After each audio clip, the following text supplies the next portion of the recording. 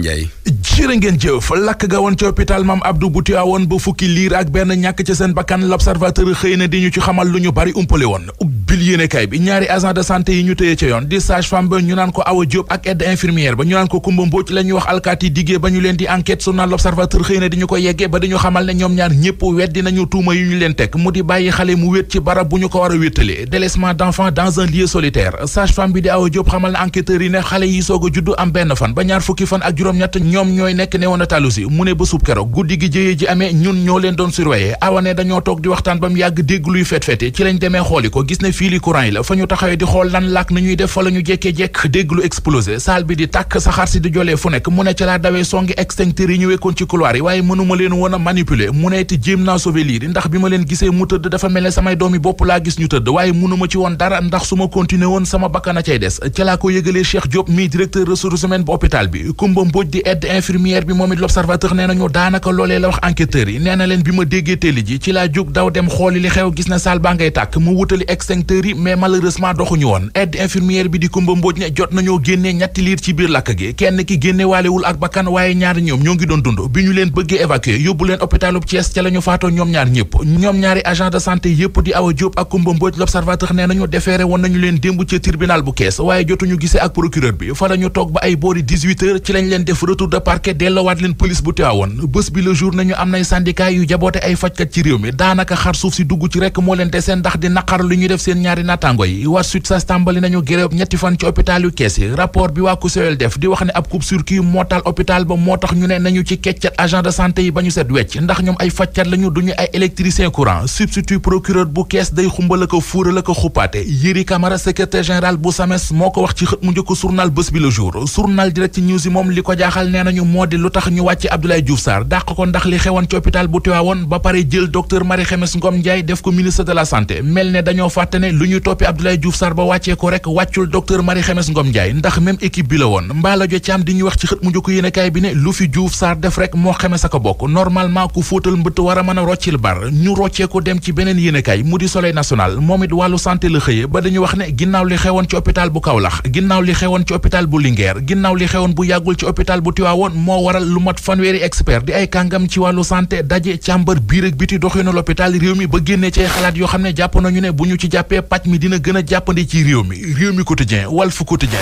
Sud Quotidien Le Témoin L'As Tribune ak Vox Populi ñoom ñëpp li ñu xëyee moo di coowal liste candidature yu Benno Bokk Yaakaar ak yu Yewwi yi waa direction générale des élections ne irrecevable la Sénégal bind ne guerre de recours moo am ci réew mi ndax waa Benno ak waa Yewwi ku ci nekk def nga sab recours ca conseil constitutionnel ngir bëgg juróom-ñaari juge ya fa nekk delloo leen li leen waa ministère de l'intérieur bëgg a xañ Vox Populi nañu recours yaa ngi taw loolook loolu ca conseil constitutionnel Sud Quotidien jàpp ne conseil constitutionnel mooy sànni tàccu gi mooy sens bu mujj bi ci ñi ñu invalider seeni liste candidature liste nationale bu Yewwi Askan Wi ñu rejeté ca direction générale des élections Walf Quotidien li mu ci gis moo di kawo bu ñu tàmbali jëmbat te bu jebbee du jur jàmm ci réew mi Le Témoin mel ni ku naan ko boo bëggee dégg dëgg rek jamono ji jàmmi réew mi ngi wékkee ca loosu juróom-ñaari sage ca conseil constitutionnel le mandat ne ko lu ñuy def rek nañu ci gaaw journal bi bind na réewum Sénégal ak fi mu tollu tembe tàkk lu ko yomb la yi fi dajaloo moo bari scandale ci kaw scandale dund gi mitti nit ñi jaaxle sécurité bi matul hôpital yi di loreeka ray politiciens yi ñëw bëgg a yokk ci xar mi karaw ak ay defante di affrontement yu ñuy waajal réew mi mel ne sabar gu tas sàccum dënd yomb na waaye li lay ëlëm mooy fooy toog ba tëgg ko waa ji ñu ne moo sàccoon xaalisu député Farba Ngom xaalis bu toll ci benn milliard bu manqué 890 millions exactement source waa nee nañu jàpp nañu ko Doudou Diaw la tudd moo ne woon garde corps Farba Ngom moo ne woon it ab chauffeuram dafa dawoon waaye li tax mu ñëw moo di gaañi dañoo dem jëli jabaram jëli ab gorom